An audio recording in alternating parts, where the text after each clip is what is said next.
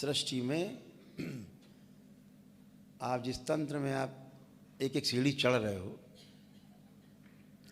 तंत्र कोई दर्शन नहीं है कि कोई दर्शन की तरह आप कोई फिलॉसफर की तरह फिलॉसफी की तरह आपको समझाएगा पढ़ाएगा, जो आजकल का ट्रेंड चल गया है फिलॉसफी। तंत्र विज्ञान है, अति सूक्ष्म विज्ञान, सूक्ष्मतम विज्ञान भगवान शिव के द्वारा दिया गया इस सृष्टि को अनुपम वरदान है ये तंत्र।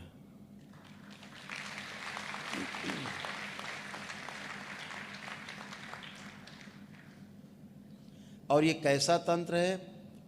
ऐसे जीने वाला तंत्र है जिसको लोगों ने इतना विभत्स रूप दे दिया, इस तंत्र को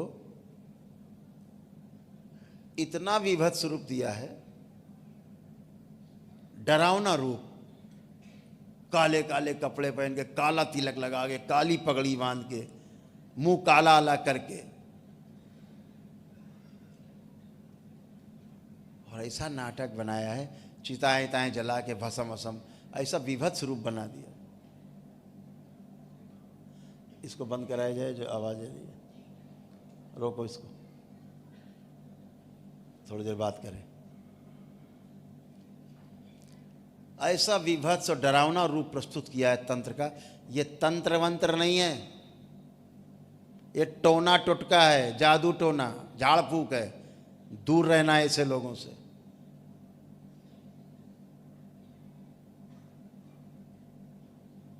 अच्छा करने के लिए नहीं है ये, इन्हें बुरा ही करना है सबका। तंत्र एक व्यवस्था है, तंत्र बुरा करने के लिए नहीं, तंत्र सबका अच्छा करने के लिए वो व्यवस्था है। सब कोई अच्छा रहे वो व्यवस्था करना, वो तंत्र में आता है। क्योंकि तंत्र एक विशुद्धतम विज्ञान है। मोबाइल आपका नुकसान नहीं कर रहा, ये छत पड़ी हुई आपका नुकसान नहीं कर रही, वैज्ञानिक तरीके से पड़ी हुई। आपको पता है लोहे का इस्तेमाल, सरिया का इस्तेमाल, सीमेंट का, गिट्टी मोरंग का इस्तेमाल हुआ है।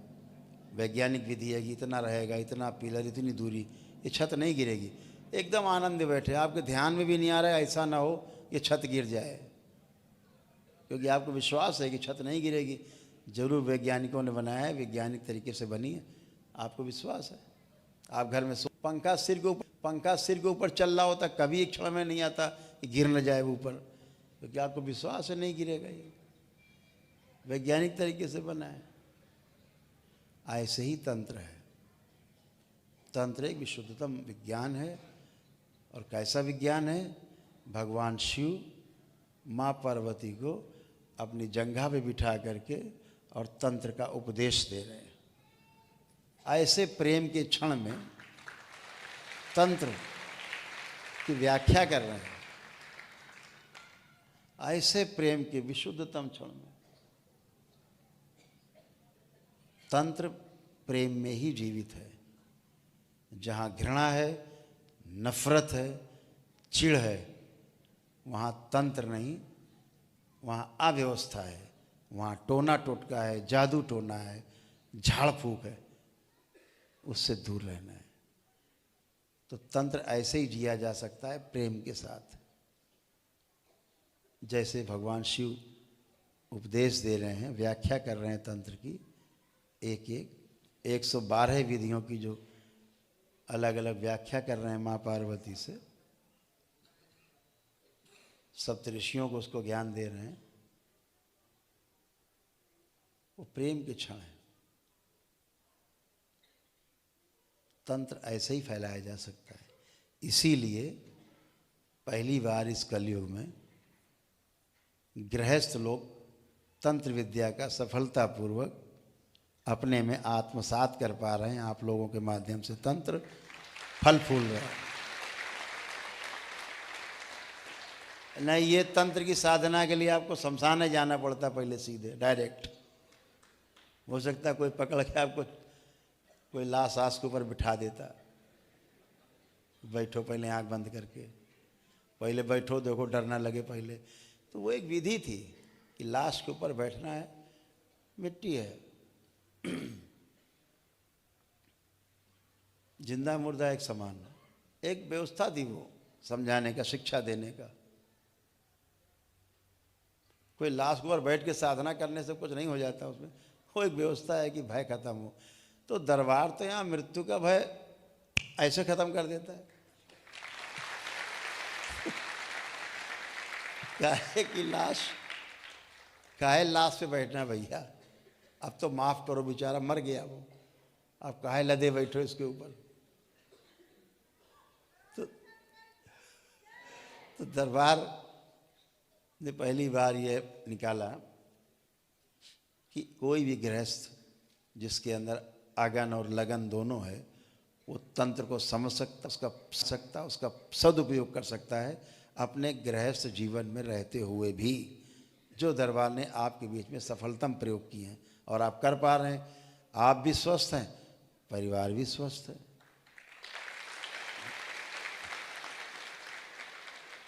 स्मृतियों का पूरा विज्ञान है। अभी झाड़ फूक वाले में क्या होता है, क्यों फंसते हैं झाड़ फूक वाले?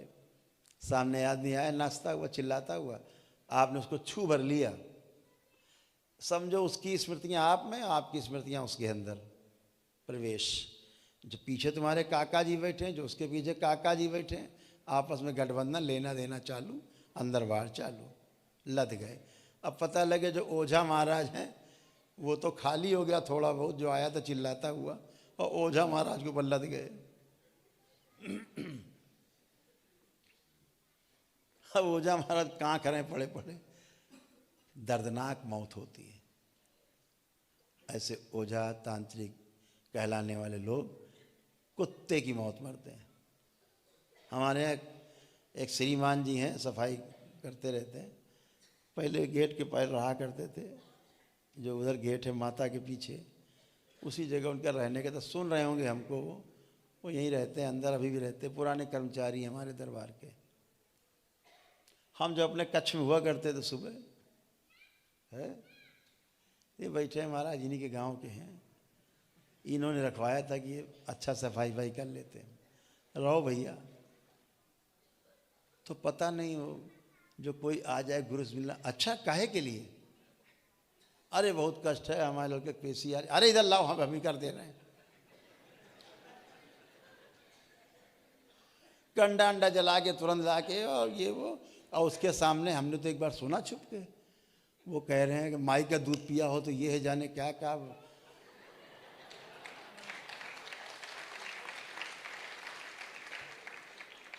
बकायदा चैलेंज कर रहे हैं, खोपड़ी बाल पकड़ के हिला रहे हैं और धुआं उसको कर रहे हैं, और जाने क्या बोलता था, हमें तो भूल ही गए हम हैं। बहुत लंबा मंत्र बोलता था, बहुत लंबा मंत्र बोलता। एक दिन हमारे दरवाजे के बाहर बैठे, सवेरे 7 बजे, हम कच्छ में थे, हमको सूचना मिली कि फलाने लाल जो हैं, उनका नाम नहीं लेने पूरा, आखिरी में लाल है, दरवाजे के बाहर। हमसे कहा गुरुदेव वो तड़प रहा है, रो रहा है, चिल्ला रहा है। हमने कहा क्या हो गया, फिर पता नहीं, तो देखा दरबार ने कहा मरने दो इसको थोड़ी देर पहले, आज ये रोज नाटक करता। बल्लम बाहर निकले, जब पूछा क्या हो, अरे मर जाए, मैं मर,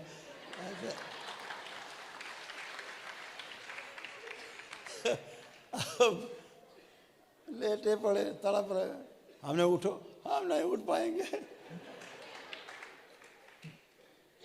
हमने पूछा क्या किया, तो बिहार से कोई आया था, उसमें कुछ गंदगी थी खतरनाक, इन्होंने बाल पकड़ लिए, वो बाले के द्वारा हाथ पे चढ़ गए, ऊपर चढ़ गया।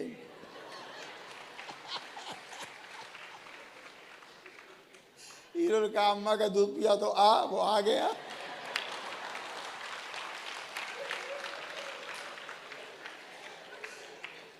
पुराना रहा होगा, अम्मा के दूध पी के बड़े हुआ होगा। अभी लड़की तो ठीक हो, ये टेढ़े।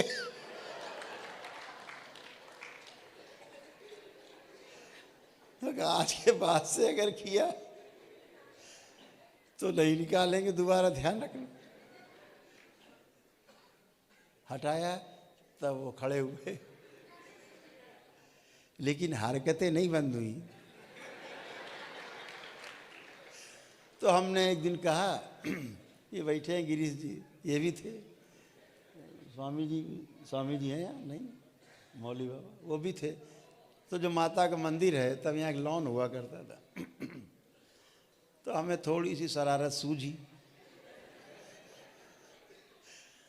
हमने ऐसा करो लाल, जरा त्रिशूल पकड़ लो तुम। लाल ने त्रिशूल पकड़ लिया,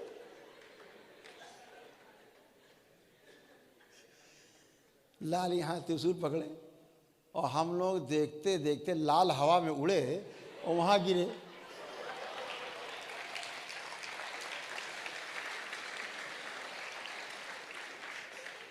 है बाउंड्री पार करके गिरे लाल जी, हवा में उछल के। हमने कहाँ गया, उठो भैया, चली गई। हमने और करो साले झाड़ फूक, और करोगे। तो हमें लगा ये तो लाल है ही नहीं। हमने भैया तुम देखा तो उनके बाबा थे। तुम कहाँ से आए? कहे हमारी लोग पूजा करते हैं, हम वहीं से आए, हमारी समाधि बनी है, हमें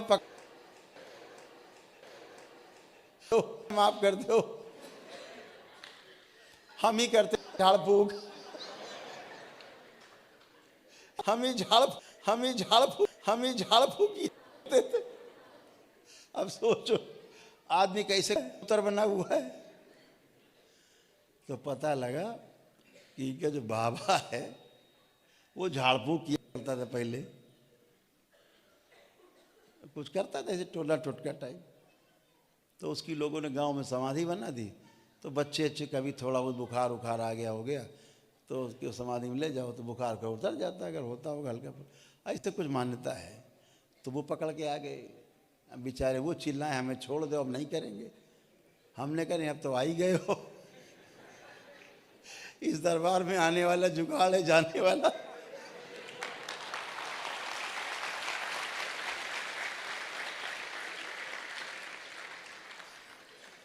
तो उन्हें मुक्ति दी, तब से उनकी झाड़ फूक बंद हुई। ऐसे लोग करते रहे। अद्भुत है, आपके शरीरों का दुरुपयोग ये करते हैं सब जीवन।